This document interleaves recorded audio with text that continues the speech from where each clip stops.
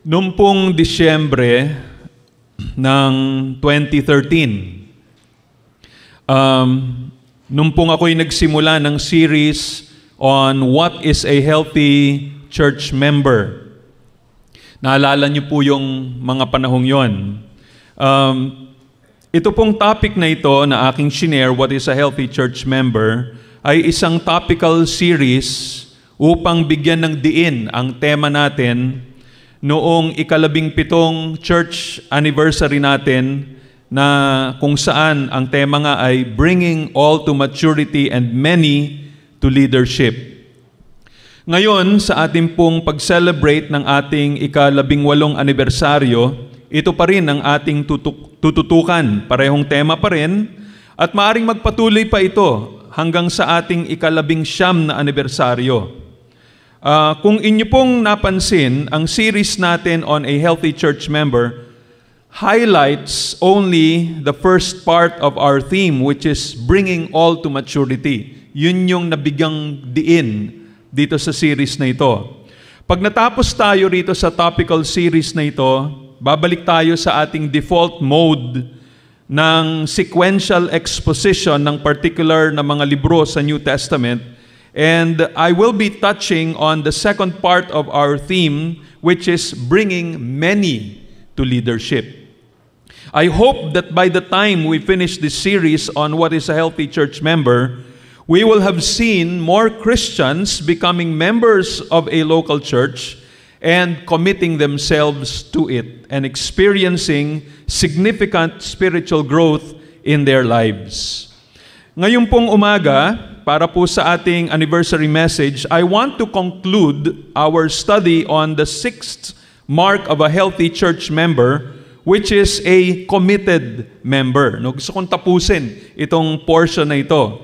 And under this topic, we have looked at several things. Ilang mga bagay na nakita natin. We looked at a profile of a church dater and reasons for church dating. Bakit yung mga tao, hindi pa nila pinapakasalan, kumbaga ang iglesia, puro dating pa lang ang kanilang ginagawa.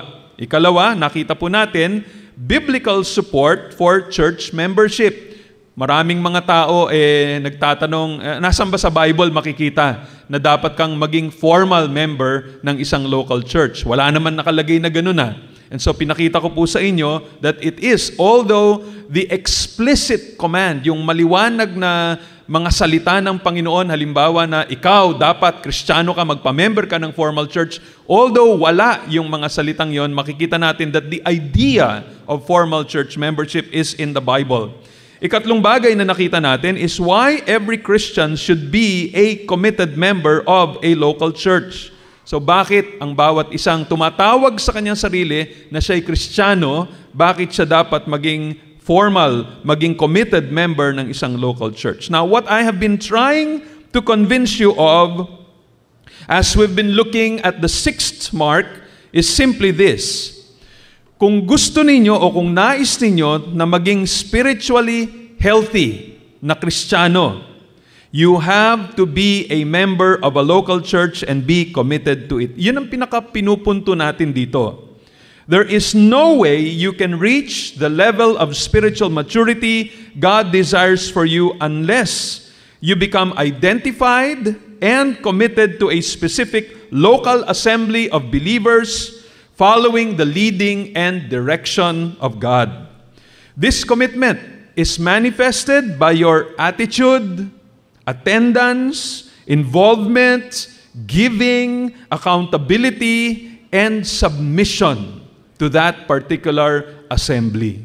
So napaka-importante yun. Inuulit ko, hindi tayo mag-grow spiritually kung hindi tayo committed at hindi member ng isang local church. As I said before, although the Bible does not contain any explicit command for Christians to become official members of a church, we believe, katulad ng nakalagay sa ating church manual, that to properly and effectively fulfill the expected functions of a local body of believers, formal commitment by every member is assumed.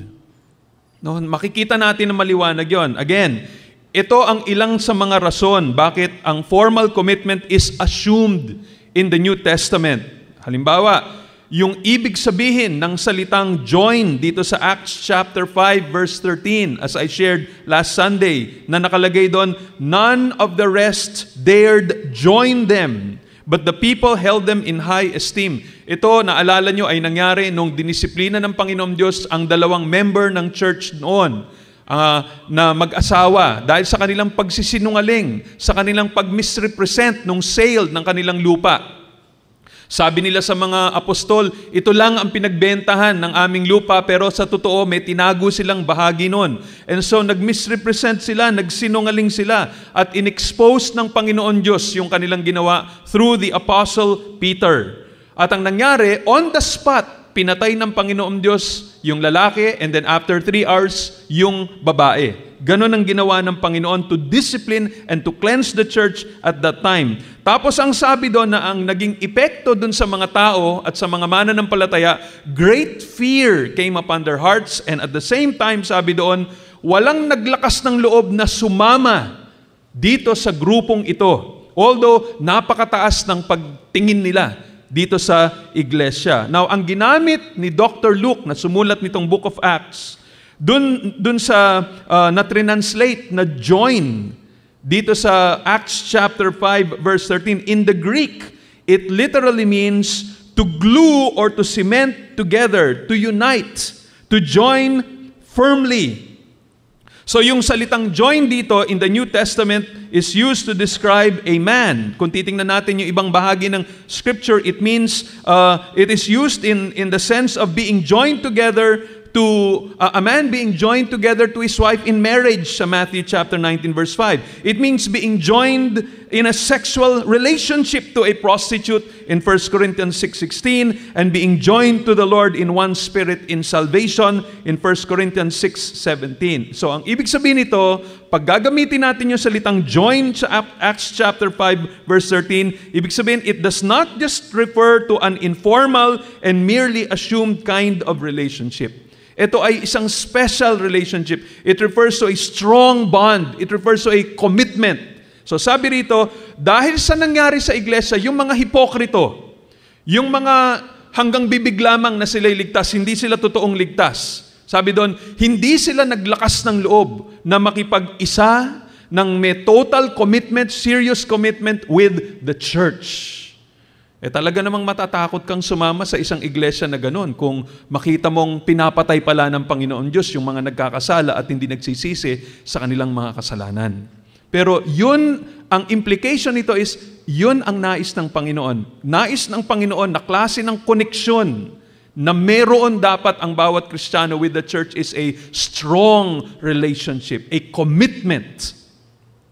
Another example na nagpapakita na formal membership is assumed in the New Testament is that there are so many passages that show our responsibility to other Christians, such as to love one another with brotherly affection, serve one another, forgive one another, as God in Christ forgave us, teach and admonish one another in all wisdom, exhort one another every day as long as it is called today, that none of you may be hardened by the deceitfulness of sin, and consider how to stir up one another in love and good works, not neglecting to meet together as is the habit of some, but encouraging one another, and all the more as you see the day drawing near. O karamihan po dito sa mga passages na to na nasa Biblia are directly given to local churches, and they are intended to help those churches be what God wants them to be. At magkakaroon lamang ng saysay itong mga kautosang ito if we are committed to a local church. Isa pang suporta na makikita natin na talagang ang formal membership ay assumed, ay talagang makikita natin sa Biblia, sa New Testament, the instruction for church discipline in Matthew 18. Lalo na yung portion doon na sinabi ni Jesus, pag hindi nagrepent yung isang tao after one-on-one confrontation, after bringing one or two others along with you, ang gawin mo, tell it to the church. Sabihin mo sa buong iglesia. Of course, that was not referring to the universal church. But that was referring to the local church. Tell it to the church. So hindi mo pwedeng magawa yon if there is no formal membership. Pagka walang mutual agreement, pag wala kayong commitment sa isa't isa, pag wala nung voluntary submission to one another at meron kayong covenant na, okay, ako pinapayagan ko na pag ako'y nagkasala, disiplinahin ninyo ako, ganito gawin nyo sa akin. Kung walang ganong klaseng formal relationship, pagka nagsimula ng mag-implement ng church discipline, kakasuhan ka pa ng taong dinidisiplina sa loob ng iglesia. So it will put the church in a great disadvantage. Kaya hindi mo magagawa yung mga ganong klaseng kautusan without a formal membership. Okay, the instructions, ito pa, the instructions for church leaders to shepherd the flock is practicable only in the context of membership. Paano i-oversee ng mga elders yung kanilang mga tupa if they don't even know who they are?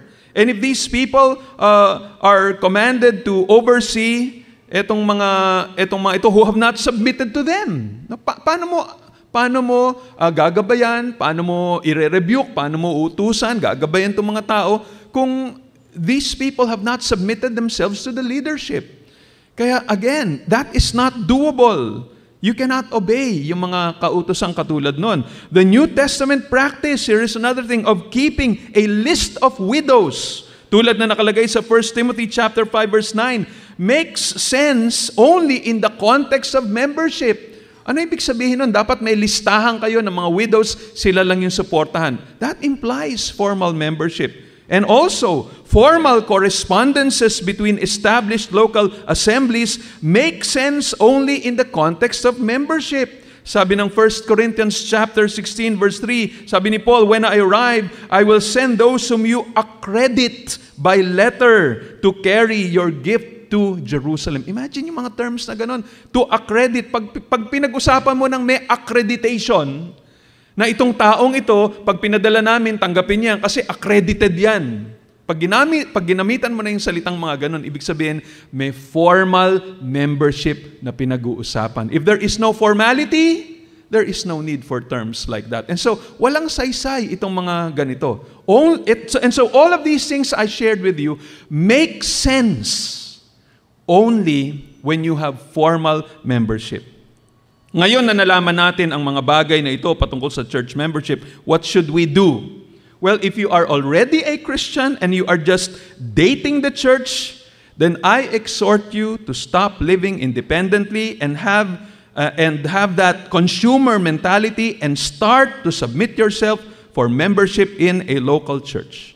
Present yourself to the church for baptism as a symbol of identification with Christ and His church. Be identified as a member of the church. Make yourself accountable to the members and submit to its leaders. Now, if you are already a member of a church, reaffirm your commitment in your present church. Discover your spiritual gifts, and through that church, begin to serve. Don't just attend in order to be served, but begin to serve others and love them. Also, make yourself accountable to others and submit to the leaders. And please, ito gusto kong bigyan din ng diin, do not make the excuse that the reason why you are not joining the church is because it is imperfect. Ayoko sumama sa church kasi hindi yan perfect. Ang daming mga hipokrito dyan sa loob ng iglesia. Yes, there is no perfect church today. Just as there was no perfect church during the New Testament times. Walang perfect church. The New Testament church faced the same problems we face today. In Acts chapter 5, we read of the hypocrites in the church. Yun yung mag-asawang binanggit ko kanina. In Acts chapter 6, we see complaining and grumbling among groups in the local church. Yung mga Greek-speaking Jewish Christians versus the Hebrew or Greek-speaking Christians versus the Hebrew-speaking Christians because of the unfair distribution of food and funds, nag-aaway sila. In Acts chapter 15, we read of legalistic members of the church who said, unless you are you go through the law of Moses and unless you are circumcised, you cannot be saved. In the latter part of Acts chapter 15, we find church leaders. Imagine, si Pablo mismo, the Apostle Paul, and Barnabas. Sila mismo, pinag-awayan nila yung kamag-anak ni Barnabas na si John Mark, at dahil doon, naghiwalay sila sa kanilang ministry. In Galatians chapter 2, mababasa natin of church leaders like Peter, Barnabas, and others who lived in hypocrisy and compromise na kailangan i-rebuke ni Apostle Paul publicly si Peter dahil yung compromise niya may connection na sa Ebanghelyo. Read 1 Corinthians and you will find a whole assortment of problems. Divisions over Christian preachers in 1 Corinthians chapter 1 to 4. In chapter 5, there is a member having sexual relations with the second wife of his father, committing incest. In chapter 6, verses 1 to 11, members of the church bringing other members to court. In chapter 6, verses 12 to 20, there was sexual immorality and going to temple prostitutes, imagine, among believers. In chapter 11, you find wealthy Christians shaming the poor during the Lord's Supper. In 1 Corinthians chapters 12 up to 14, people were elevating the gift of speaking in tongues more than others, and they were not exercising love as they were using the gifts in the church. In chapter 15, there were doctrinal problems in connection with the resurrection.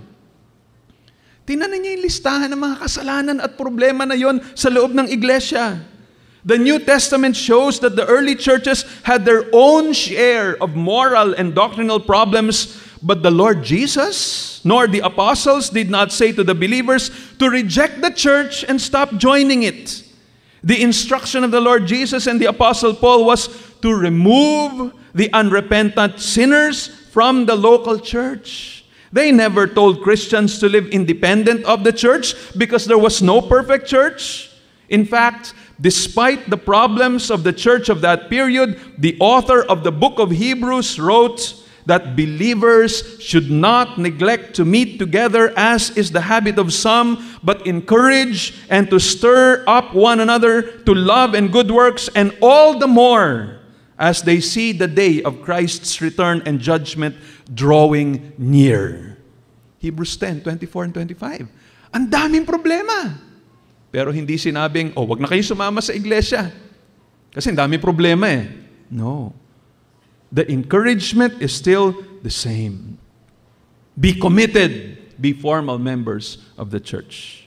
Ngayong araw na ito, I want to conclude this series connected to committed church membership with some guidelines on how to discern a good church.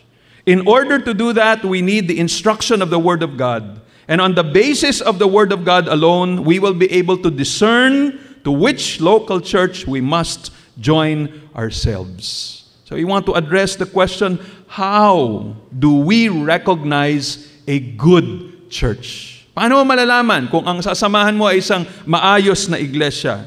Alam niyo, marami pong mga tao ngayon, they are attracted to a church by its beautiful buildings. Ay, doon tayo, maganda yung building nila doon. Aircon doon. Maayos doon, komportabling upuan. Pag pumunta ka doon, parang sinihan. They're attracted to that. Others are more interested in the size of its membership. Doon tayo, no? Libo-libo na yung members nila doon eh. Still others are attracted by its choir or musical program. Many are attracted by the personality or the ability of the pastor to communicate or to entertain listeners. May mga pastor na parang stand-up comedians. Kaya nilang patawanin ang buong kongregasyon for a whole hour. So many are attracted to those pastors. There are also others who look for a church that has a good program for young people and children. Uy, maganda doon. Maganda programa nila para sa mga bata. At least madadala ko yung aking mga anak doon. There are also others who are drawn to a church because of loyalty to a denomination. Pag pumunta ako sa lugar nito, basta pupunta ako church, yung Baptist church lang. Kasi ako, Baptist din ako eh. So that is what helps them to decide. Basta kapareho ng kanilang denominasyon or maybe its location. Ay, doon ako sa church na yun kasi malapit lang sa bahay namin yan eh. Lalakarin ko lang, tatawirin ko lang yung kalye, nandun ako sa church na yun. Or maybe because of friends and business prospects who attend. Sabi niya, doon na lang ako kasi marami akong mga kakilala doon at mga kaibigan ko. Tsaka kikita ako doon, ang dami mayayaman doon. Pwede ko mabentaan sila ng ganito o ganyang produkto. There are others also who look for a church that make them feel special. Pag pumunta doon, gusto nila, sinasalubong sila ng lahat ng mga tao. Brad, sis, ako tuwan-tuwa talaga kami at gusto nila, binabanggit yung kanilang mga pangalan, pinupuri sila publicly. These are the different reasons people are attracted to the church. I'd like to say that none of those reasons that I gave are biblical reasons for recognizing or choosing a good church. The most important thing to consider in choosing a church is, what does it believe and teach? Yun ang pinaka-importante. Marami pang importanteng babanggitin ko, but the most important is, what does that church believe and teach? As someone said, sabi ng isang nagtuturo ng salita ng Diyos, and I quote, "I'd rather be in a church that meets in an old broken-down building with no choir, an out-of-tune piano, and a stammering preacher who teaches the Word of God than attend a church that's proud of its beautiful buildings, magnificent choir, or eloquent minister, yet denies or ignores the clear teaching of Scripture and lacks the presence and power of the Spirit of God." What is believed and preached in a church is all important. Yun ang pinaka-importante. Ano ba ang pinaniniwalaan ng iglesia na yon? Ano ba ang tinuturo sa iglesia yon? Okay, so now, tingnan natin paano natin malalaman kung ano ang isang maayos na iglesia. And as I said, the very first thing you look for in choosing a good church is its doctrine. Yung kanilang doktrina. So, let me put it in this way, in this manner. Una, number one, a good church holds fast to the essentials of the faith. A good church holds fast to the essentials of the faith. Talagang pinangahawakan yung mga pinaka-importanteng aspeto ng ating pananampalataya. Sabi ng Acts chapter 2 verse 42, "And they devoted themselves to the apostles' teaching." Yan ang ginagawa ng mga mananampalataya noon. When you talk about their fellowship, iyan ang number one sa kanila. They were devoting themselves to the apostles' teaching. Ang tanong, meron bang apostolic teaching dun sa ina-attenda nating iglesia, or are they just entertaining the people?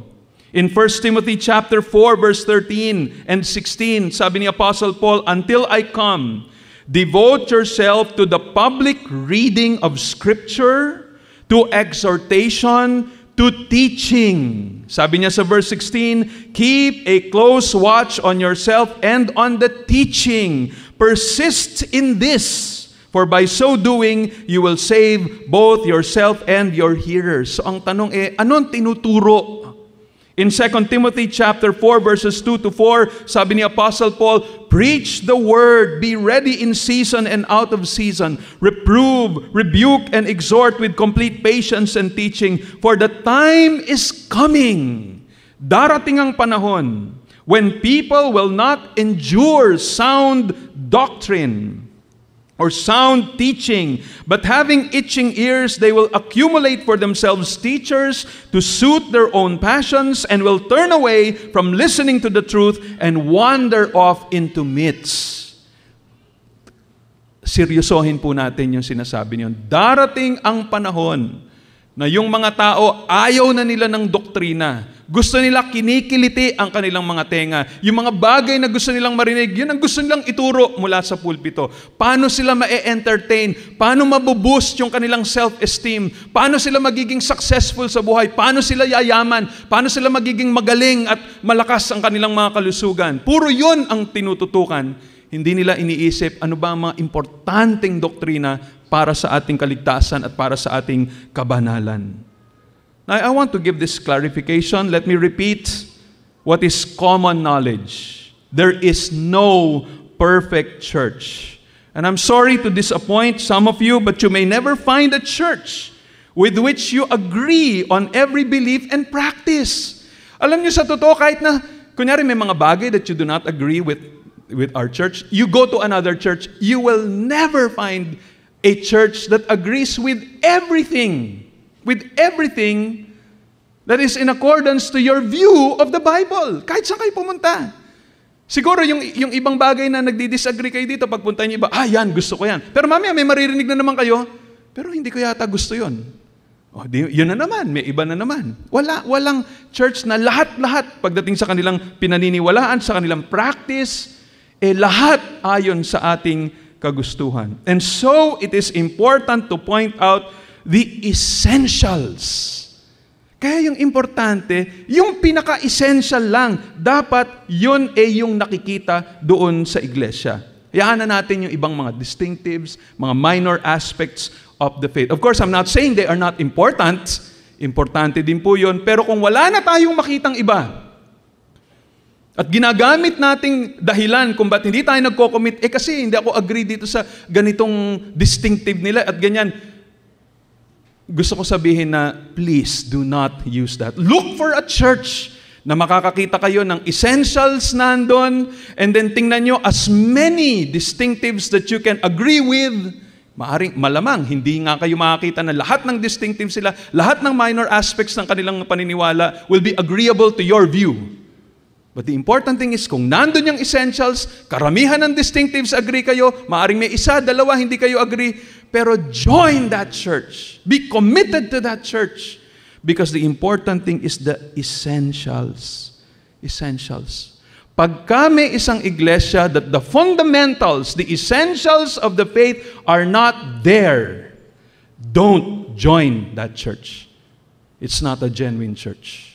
So now we want to identify what are the essentials. Very quickly, the essentials ay merong connection sa Bible. What is their view of the Bible? What is their view of God? What is their view of man? What is their view of salvation? What is their view of the church? What is their view of the end times? Kailangan tama pagdating dito sa mga essentials na ito. For example, yung una is related to their view of the Bible. Dapat tama, kung pupunta ka sa isang iglesia, ang pinaka-importante dito is yung kanilang view regarding sa Biblia. Do they believe in what the reformers of the 16th century called sola scriptura, scriptures alone? A good church will be correct, first of all, dun sa area na yon. It will believe and teach that the Bible is the inspired word of the living God.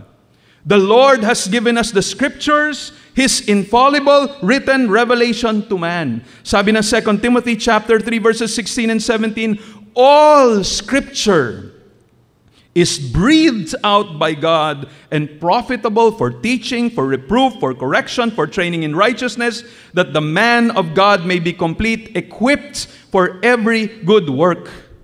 In other words, a true church believes that the Bible in its entirety is trustworthy. It is sufficient, it is infallible, and it is supreme authority in all matters of faith and conduct.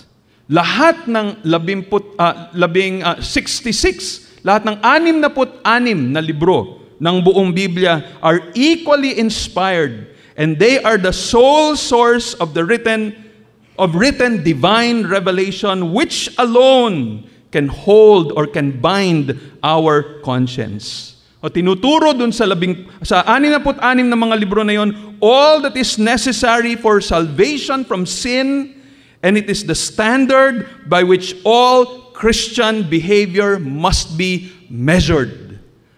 Yun ang gagamitin mo standard. Paano ba kumilos? Paano ba sumamba? Paano ba mag-evangelize? Paano ba gumawa ng mga bagay na magbibigay luwalhati sa Panginoon Diyos? How do you deal with this sin? Ano ba to? Kasalanan ba to o hindi? It's the Bible.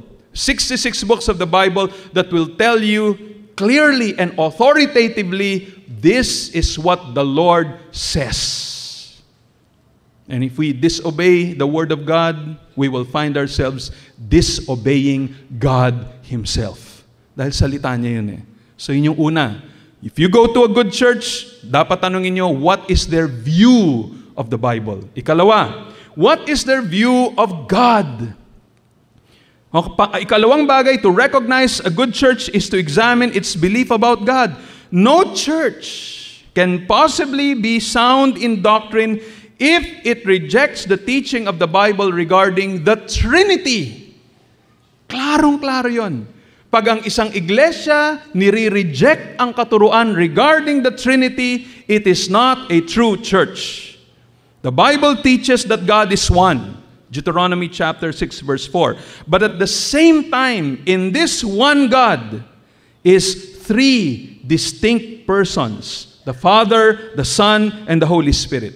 The Bible clearly teaches the Father is God, the Son, Jesus Christ, is also God, and the Holy Spirit is God. And each of these three members of the Trinity is a person. Bawat isa sa kanila, including the Holy Spirit, He is a person. They have always existed eternally. They are equal in power and knowledge. And they are so unified in their essence that they are not three gods, but they are one God. Mystery yun. Mahirap intindihin. Pero yan ang pinapakita ng Bible. Pinagbabawal na sabihin ng mga mananampalataya na maraming Diyos. Hindi, iisa lang ang Diyos. Pero dito sa isang Diyos na to, there are three persons. The Bible presents the first person of the Trinity as the Father. He is the light. He is light, according to Scripture, and there is no darkness in Him. He is love, but He is also consuming fire. He punishes the evildoer. No teaching about God can be called biblical if it fails to recognize His holiness as well as His love. Kailangan i-acknowledge ng isang iglesia, pag pinag-usapan ang God the Father, of His hatred and judgment of sin as well as His pleasure of righteousness. No, hindi mo pwedeng ituro tungkol sa God is love without ever mentioning about the wrath of God. Pag ginawa mo yon, hindi mo pinipresenta ng buo ang katuruan tungkol sa Panginoon Diyos. The Bible also presents the second person of the Trinity as Jesus Christ, the Son of God. A true church presents the full deity and humanity of Christ. Maliwanag na maliwanag yan. Jesus Christ is 100% God and 100% man. Hindi po siya 50% God, 50% man, at dinikit yung dalawa na yon kaya naging 100%. He is not Loki. He is not Thor, who is a small God. Yan ang pananaw ng maraming mga tao noon. Jesus is 100% God. Sabi ng John chapter 1 verse 1, in the beginning was the Word, and the Word was with God, and the Word was God. Dinagdag pa ni Apostle Paul sa Colossians 2 verse 9, the whole fullness of deity dwells in Jesus Christ bodily. No? The fullness, hindi sinabing 99% ng pagka-Diyos ng Diyos, yun ang nakay Kristo. Kaya siya mighty God lang. God the Father, Almighty God. Mali po yun. When you read Scripture carefully, you will discover that the word mighty is sometimes used for God the Father. Sometimes, yun nga, it refers to Jesus Christ. Pero, pag sinabing mighty, it doesn't mean He is less than the Almighty God the Father. Hindi, pareho lang yun. 100% ng pagka-Diyos ng Ama, ito ay na kay Kristo. But Jesus Christ is not only God, He is also man. Yan ay maliwanag na makikita natin sa Philippians chapter 2, verses 5 up to 8. We see in other portions of Scripture that He was born of the Virgin Mary. And during His life on earth, He as a man became weary, napagod siya, nauhaw siya, nagutom siya. He suffered physically. Nevertheless, He was truly God. Ito ay isang misteryo na kailangan tanggapin natin by faith. If a church denies the absolute deity and genuine humanity of Christ, then it is not a true church. A church that is correct in its Christology, yung kaniyang doktrina tungkol kay Kristo, will also believe in the virgin birth of Jesus. It will teach that Mary was a virgin when Christ was born. A church that is correct in its understanding of Christ will also believe in the atoning death of Christ. It will teach that Jesus, the sinless one, died on the cross for sinners. He died as our substitute. A church that is correct in its understanding of Christ will also believe that Jesus literally rose from the dead. So yan ang paniwala natin tungkol kay Kristo. He rose from the dead, He ascended to God the Father, and one day He will return to judge the living and the dead. The Bible also presents the third person of the Trinity as the Holy Spirit. Now, some people, maraming mga tao, lalo na yung mga kulto, they think that the Holy Spirit is some force or just an influence that comes from God. But the Bible clearly teaches that the Holy Spirit is a person and He is God. And since He is God, He is co-equal, co-eternal with the Father and the Son. And so beware. Mag-ingat kayo sa mga iglesia who deny the personality and the deity of the Holy Spirit. So yan ang ikalawang importanteng bagay. You know a good church because of its belief or its understanding of God, the Trinity. Ikatlo, a good church will also be correct in its understanding of man. A good church teaches that man was directly and literally created by God and that man was created in the image and likeness of God. Yung isang totoong iglesia believes that Adam and Eve fell into sin and that in Adam's sin, the whole human race and therefore all human beings who are born into this world are born with original sin, except, of course, the Lord Jesus Christ. Ang paniwala ng maayos na mga iglesia is that man is spiritually dead and totally incapable of any spiritual good, nor can he repent and believe to be saved except by the grace of God. Only through the working of the Holy Spirit. Only through regeneration by the Spirit of Christ can salvation and spiritual life be obtained. Yan ang paniwala ng mga tama o maayos na mga iglesia tungkol sa tao. Ikaapat, a good church will be correct in its understanding of the way of salvation. It will proclaim the message of salvation by grace alone, through faith alone, in Christ alone. Yan ang turo ng maayos na iglesia. A good church will deny that salvation is in any sense a human work. Human methods, techniques, or strategies by themselves cannot accomplish man's salvation.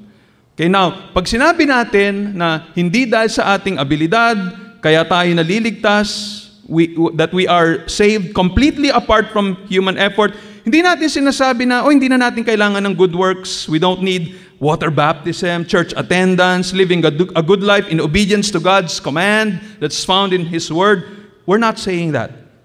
All of these things are important, but we do not do them in order to be saved. Rather, sila ay sumusunod bilang mga prutas o resulta o ebidensya na tayo ay totoong ligtas. Paul says in Ephesians chapter 2 verse 10, "For we are His workmanship, created in Christ Jesus for good works." So Ephesians 2:8 and 9 says we're saved by grace, by faith alone. But verse 10 says in Ephesians chapter 2, ang resulta nun, kaya tayo niligtas ng Panginoon in order to do good works. So may lugar ang good works, not in order to be saved, but because we are already saved. Ikalima, a good church will be correct in its belief about the church.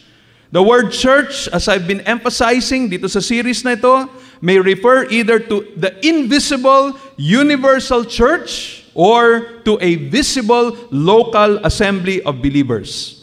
Pag sinabi natin universal church, kabilang dyan ang lahat ng tumanggap kay Kristo bilang tagapagligtas, kahit ano pa man ang kulay ng kanyang balat, kahit na ano pa mang lahi siya, mayaman man siya o mahirap, ano man denominasyon siya. There is only one true church. Pero pag sinabi nating visible local church, that refers to local assemblies of believers, groups of Christians who meet regularly for worship, instruction, fellowship, evangelism, and the observance of the ordinances. Tulad nitong ginagawa natin ngayon. We are a local church. A good church will recognize the distinction between a local and an invisible church. Its members will acknowledge that their assembly or denomination is not the only true church.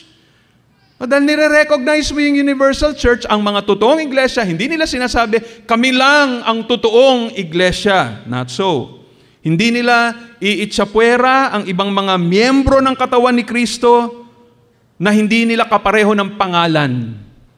Yung iba sabihin, kami lang ang totoong iglesia. Bakit? Kasi kami lang ang may pangalang Iglesia ni Kristo. Kayo, ano pangalan ng church nyo? Soli Deo Gloria. Hindi kayo totoong iglesia. Wala kayong iglesia ni Kristo, iglesia ni Jesus, o iglesia ng Diyos kay ganito o kay ganyan. Hindi kayo totoong iglesia. No, wala yun sa pangalan. If you understand kung ano ibig sabihin ng universal church, what we're saying is, kahit sila ay Pentecostal church, kahit sila ay Baptist church, kahit sila ay Wesleyan church, kahit sila ay ganitong evangelical church, kung pagdating sa essentials, pareho ng tinatayuan natin, mga kapatid natin sila sa Panginoon. Di natin sinasabing SDG lang ang totoong iglesia. If you go to a church that claims they are the only true church, umalis na kayo sa iglesyang yon dahil hindi yon ang totoong iglesia.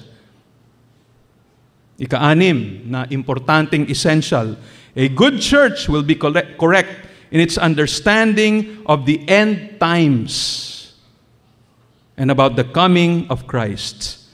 Pakinggan niyo yung sinabi ng isang kilalang Bible teacher sa radyo at isang author ng 20th century. Ang pangalan niya si Richard Dehan. Ito ang kanyang sinabi in connection with this end times. Sabi niya, the most momentous and far-reaching event in human history was the birth of the Lord Jesus Christ nearly 2,000 years ago. There is much more to the story of Jesus, however, than His first coming. His virgin birth, His sinless life, His bodily resurrection, and His ascension into heaven are all facts of history, but they are not the end of the story. There's much more.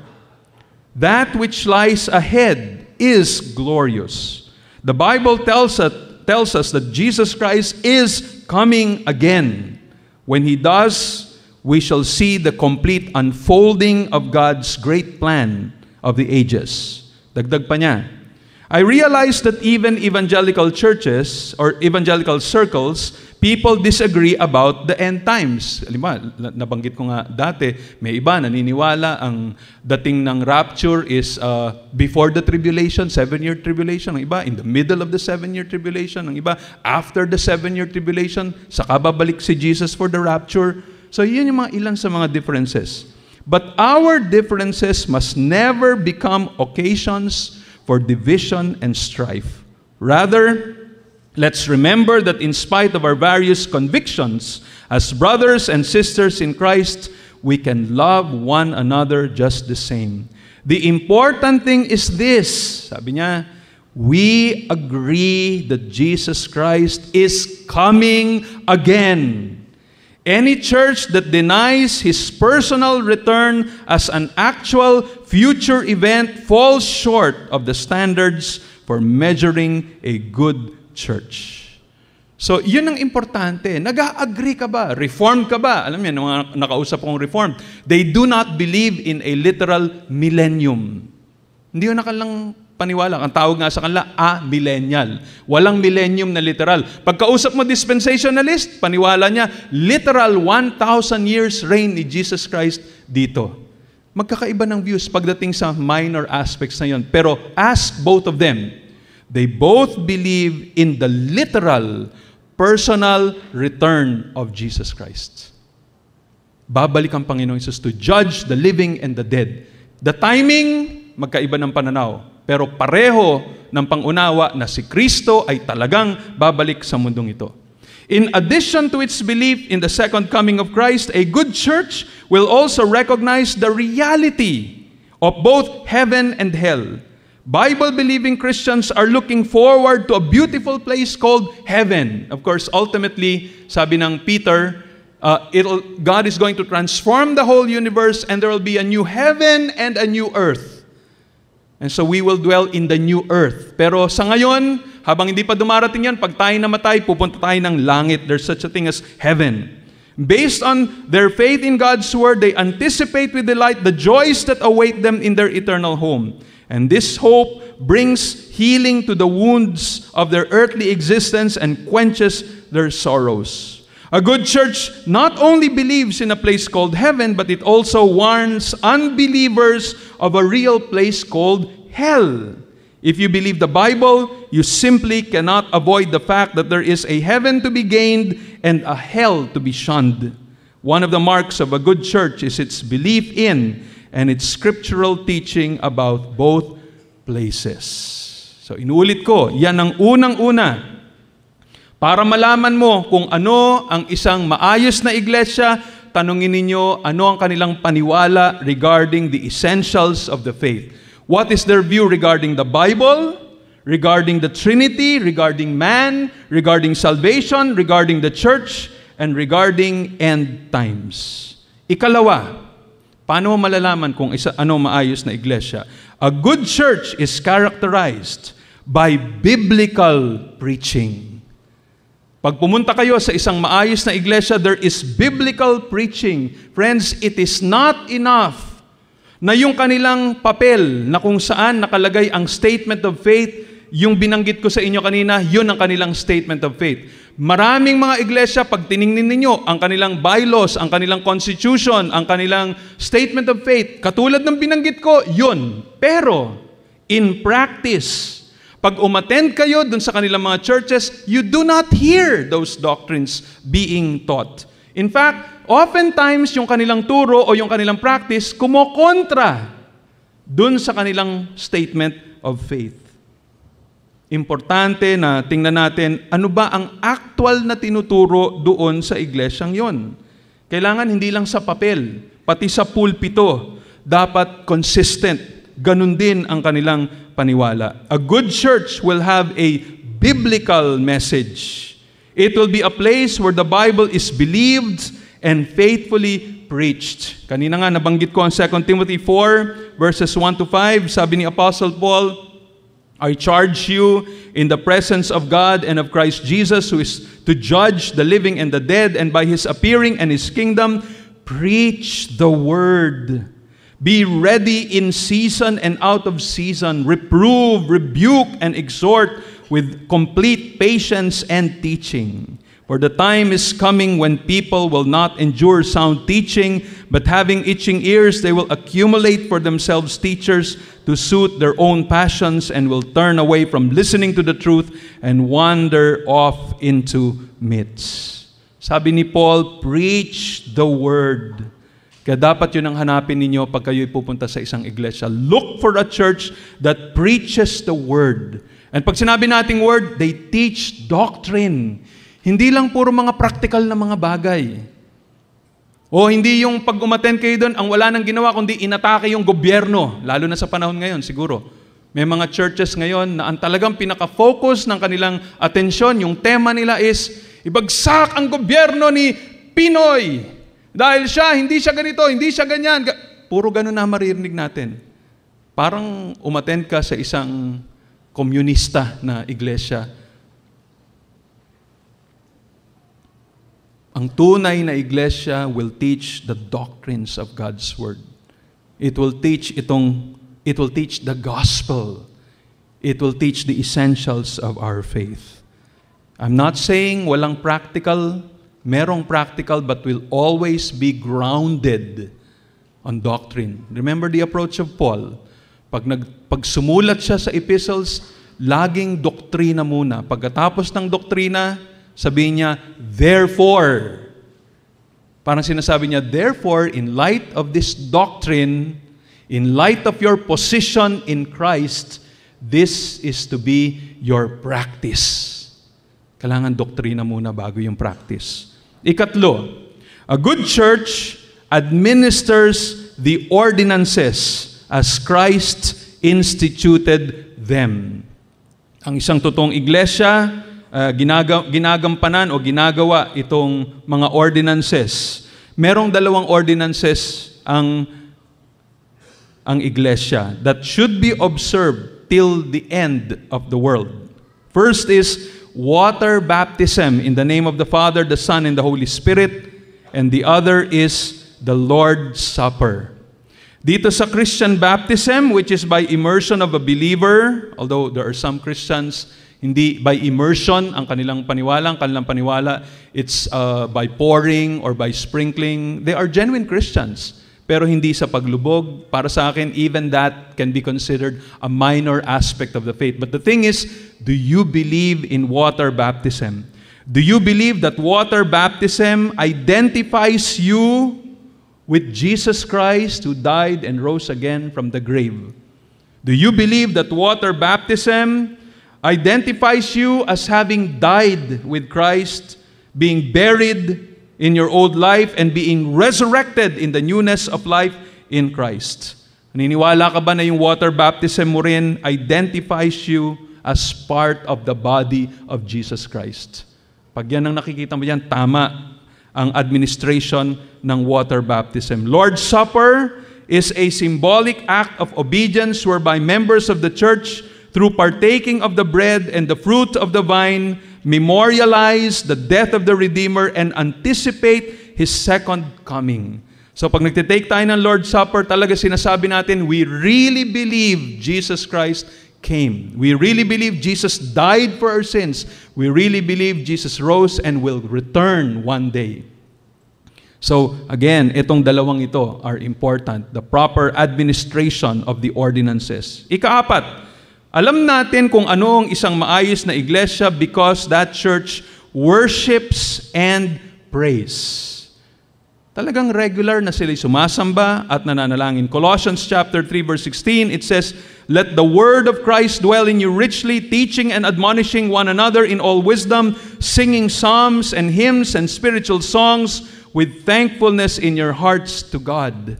Sabi ng Ephesians 5:18 and 19, "Do not get drunk with wine, for that is debauchery, but be filled with the Spirit, addressing one another in psalms and hymns and spiritual songs, singing and making melody to the Lord with your heart." Alala ko may kwento yung aking kapatid, masyado siyang nadismaya. There was this group of, this church, anniversary pa naman nila.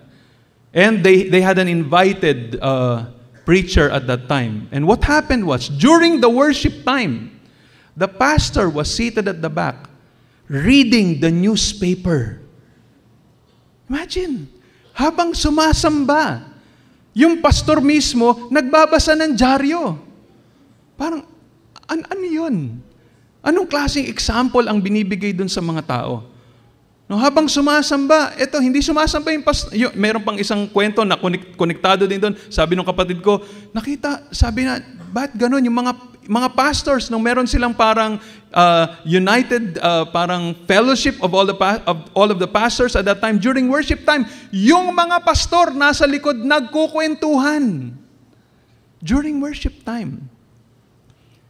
Hindi po. Dapat, kung isang maayos na iglesia, everybody worships. Hindi lang yung ordinaryong member. Pati mga elders, pati mga pastors, mga deacons, everyone is worshiping the Lord. When it's prayer time, everyone's praying. Sabi ng 1 Timothy chapter 2:11, verses 1 up to 4, sabi doon, "First of all then, I urge that supplications, prayers, intercessions, and thanksgivings be made for all people, for kings and all who are in high positions, that we may lead a peaceful and quiet life, godly and dignified in every way. This is good and is pleasing in the sight of God our Savior, who desires all people to be saved and to come to the knowledge of the truth." Isang totoong iglesia, nagpe-pray sila. Whether in gatherings tulad ng ganito, or they have their prayer meetings set aside during the week, or maybe in some instances, meron pa silang prayer and fasting. Hindi pare-parehong practices ng ibang mga church as to the duration and the time of those events. But you'll find genuine churches. They have special occasions wherein they really take time more seriously seeking God's face. Sometimes in prayer and fasting. Ikalima, a good church exercises genuine fellowship. Ang mga totoong iglesia, they exercise genuine fellowship. Again, from Richard Dehan, sabi niya, 5 qualities that are characteristic of a church that exercises genuine fellowship are the following. 1, the members of an ideal church are loving. A new commandment, sabi ni Jesus sa John 13:34 and 35, "I give to you that you love one another as I have loved you, that you also love one another. By this, all will know that you are my disciples if you have love for one another." If you have love for one another. Kaya nga lagi nating sinasabi, nabanggit ko nga last time, you cannot say that you really love the church when you're just there for parang once or when you're just there for a few weeks or just a few months, makikita mo kung talagang mahal mo ang iglesia when you're committed to it for years. And when even after being misunderstood, maybe having experienced conflict, you're still there. You know how to forgive. You know how to love. Doon makikita that you're really loving the church. Ikalawa, the members of an ideal church are caring. Caring. Sabi ng 1 Corinthians 12, 25 and 26, there should be no schism or division in the body, but that members should have the same care for one another. Yung caring activities include praying for one another, visiting the lonely, ministering to the sick, comforting the bereaved. Diyan yung mga ilang makikita natin yung tunay na care para sa bawat isa. Nandun pa yung tipong tutulong ka pa, even materially. Hindi lang, Brad, anong concern mo? Oh, may problema kasi ako financially. O sige, pagpe-pray kita. Hindi, kung may pera ka naman, aabutin mo yung wallet mo, magbibigay ka.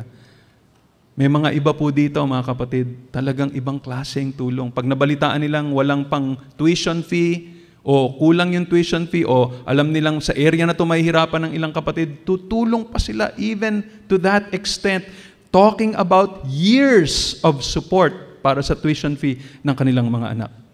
That shows a caring church. Yung mga iba dito nakatanggap ng grabing mga gamot, for example, when they were sick, amounting to hundreds of thousands of pesos. Talagang yung mga tumutulong, sakripisyo na para sa kanila yung kanilang ginagawa because of their care. Ay, katlo, members of an ideal church are forgiving. Sabi ng Ephesians 4:32, be kind to one another, tender-hearted, forgiving one another, even as God in Christ forgave you.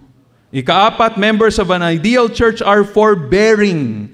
Forbearing. Sabi ni Apostle Paul sa Ephesians chapter 4 verse 2, with all lowliness and gentleness, with long suffering, bearing with one another in love. Pag sinabing bearing with one another in love, ibig sabihin, we patiently make allowance for the weaknesses of others. O may kasi alam nyo, sa totoo naman, ganun dito sa ating church. May iba yung kanilang character. May iba, talagang, iba yung dating. No? Pagka nasama sila sa grupo, parang, ano ba naman itong sister na to? Ano ba itong brother na to? Para namang, minsan ganun ang ating nasa isipan. Pero pag tunay na iglesia, it is forbearing. Marunong magpasensya. Marunong umunawa. Marunong umintindi.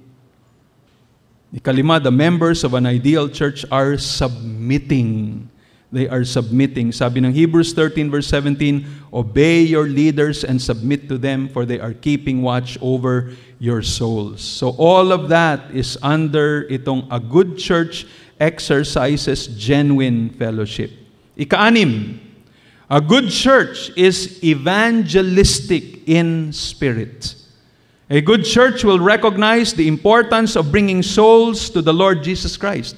Ang Panginoong Jesus, He announced when He came here, the Son of Man has come to seek and to save that which was lost. So ang isang maayos na iglesia, ganun din ang utak nila. They want to share the gospel to others. They have a burden for souls. Nakakatuwa.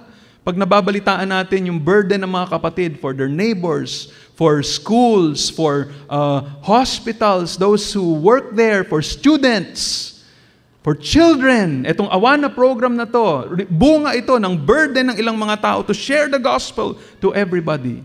Yung mga kapitbahay natin dito sa Arroyo, the desire of this church to share the gospel to them. Kaya ito ay nagpapakita na isang totoong iglesia. It has a burden to share the gospel. It has that spirit of evangelism. At hindi lang yon, they are even concerned for other parts of the world. Hindi lamang dito, and the Lord willing, God will also open a door for us to minister to other parts.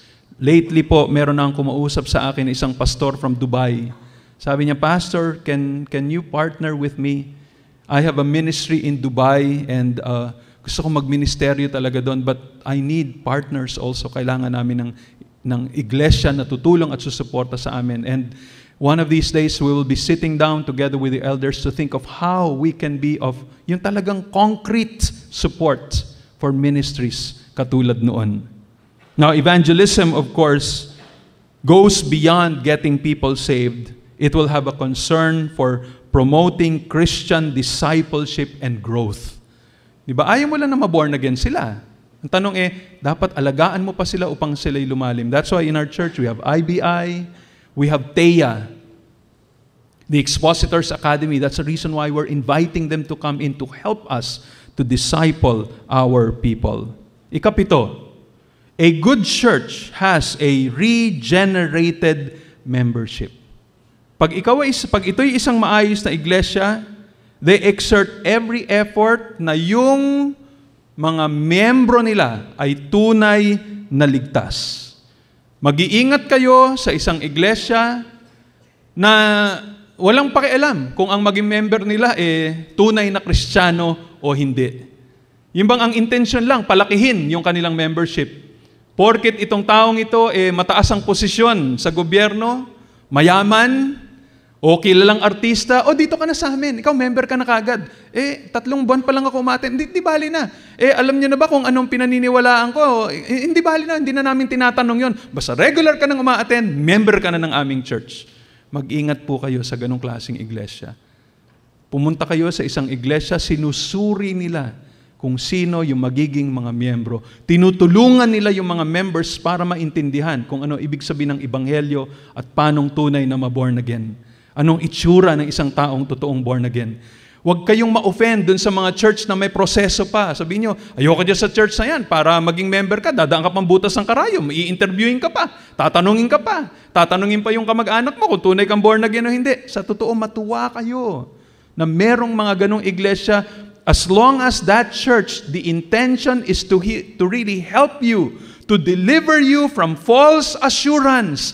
Marami ng mga tao ngayon sa mga iglesia, hindi sila akala nila sila'y ligtas na. Hindi pala. It is the responsibility of leadership to help them to identify if they are genuinely saved or not. Kaya napaka-importante that we have a regenerated leadership. Kung bigla na lang, porkit magaling tumugtog, kahit lasenggo, kahit babaero, biglang magaling kang tumugtog, pwede ba ikaw na tumugtog ng aming drums? Kasi magaling kang tumugtog O pwede ba ikaw nagbebenta ka sa inyong, meron kang pornographic bookstore or store? Sige, okay lang. Anyway, business lang naman yun. Pero pwede kang tumugtog dito sa at ganyan. O pwede kang maging usher, pwede kang maging deacon. Kasi mayaman ka Kung puro ganon ang utak noong iglesia na yon, go away from that church. Don't be part of that church because it does not have regenerated membership. And one more thing, or two more things, I'm sorry. A good church has biblical church leadership. Biblical church leadership. In other words, yung kanilang ginagawang mga elders at mga deacons ay naaayon sa sinasabi ng salita ng Panginoon Diyos in Titus chapter 1 and 1 Timothy chapter 3. Alam nila na pag elder, ito ang kanyang trabaho. Pag deacon, ito ang kanyang responsibility. So go to a church that has biblical leadership. And finally, go to a church, a good church, applies biblical discipline to correct its faults. Pag totoong iglesia, merong church discipline in order to preserve pure doctrine and holy living. Tandaan niyo po, Matthew chapter 18 verses 15 up to 17. Jesus commands this to happen in the church. Sabi niya, if your brother sins against you, go and show him his fault just between the two of you. If he listens to you, you have won your brother over. But if he will not listen, take 1 or 2 others along, so that every matter may be established by the testimony of 2 or 3 witnesses. If he refuses to listen to them, tell it to the church. And if he refuses to listen even to the church, treat him as you would a pagan or a tax collector. That is part of the Bible. Kung sabihin ng church ng leaders, ayaw naming mag-church discipline. Pag ginawa natin yan, mababawasan pa tayo ng members. Baka mag-alisan yung mga members, matakot sila. Lalo kayong wag umattend sa church na ganun. Pagka walang discipline, may nakikita ng gumagawa ng kalokohan at kasalanan, lantaran na. At parang pikit mata lang yung mga pastor, parang hindi nila napansin. Hindi nila ina-address. mag-ingat po kayo sa church na yun. Huwag po kayong ma-impress na maganda yung mga programa. Ang daming uma-attend. Mega church. Kahit na nagbibigay diin pa, sinasabi tayo, we are a welcoming church, we are a prayerful church. We have so many church members, but there is no doctrine. Walang klaro, walang maliwanag. Ano ba ang tayo? Ano ba ang doktrina? Ano ba sinasabi ng salita ng Diyos? Walang church discipline. Walang accountability. Wala nitong mga bagay nito. Mag-ingat kayo sa iglesia yan. At first, it may look like a happy church, a vibrant church, but one day, bigla na lang magkakaproblema yon ng malaki. You will remember perhaps here in Davao City, nakita natin some of the fastest growing charismatic Pentecostal churches here in Davao City. But there came a point, hindi na nagtuturo ng doktrina. Very loose ang kanilang paghawak sa doktrina. No church discipline. Nakakagulat, in an instant, bigla na lang nagsarado yung church. In an instant, nagkaiba yung kaisipan ng mga leaders doon. Sabi nila, there's no longer any church. Wala nang mga pastor. Hindi na ito ganito at ganyan. It suddenly closed its doors. And nagulat na lang yung mga tao. Asa na itong malaking church na to? Wala na. Sarado na. Yung mga pastor nila ayaw na magpatawag ng pastor. Gusto nila mga father na tawag sa kanila. And so frightening. It just shows you that if we do not follow the Word of God, we are going to be affected by it sooner or later. And so today, I encourage you, nakita na natin lahat nitong mga bagay na ito pertaining to commitment to a church. Question now is, what are you waiting for? Maybe you're saying, gusto ko malaman, ano ang magandang church? As I said, eto na yon. There will still be some areas in minor practices, in practices, in minor aspects, mga minor aspects of the faith, you will not be agreeing with them. Meron pang ibang mga bagay na ganon. But, as I said, look for a church that all of the essentials are there. Dapat nandun itong mga essentials na binanggit ko. Hanapin ninyo yung church na nandun na yung lahat ng mga minor aspects or distinctives na gusto nyong makita. But as I said, you will never find a church that all of its minor aspects of the faith will agree with your position. Wala kayong makikita na ganon. So maghanap na kayo ng kung saan nandun na lahat ng mga pwede nyong makita. And then when you find that church and when you see itong mga aspeto na to na binanggit ko, I challenge you, join that church. Be committed to that church. If it is not going to be SDG, look for a church that you will be comfortable in. Punta kayo doon sa church na yon. Hindi kinakailangang naririto. But the important thing is, God is calling you to become a formal member and to be a committed member of the church. As I said, you will not grow spiritually if you do not have this attitude. Remember, when the Apostle Paul was persecuting the church in Damascus, local church yun, Damascus church in Damascus, he was persecuting believers. Jesus Christ confronted him with a blinding light and he fell on the ground, and Jesus Christ told him, Saul, Saul, why are you persecuting? He did not say the church. He did not say, why are you persecuting the church in Damascus? No. He said, why are you persecuting me?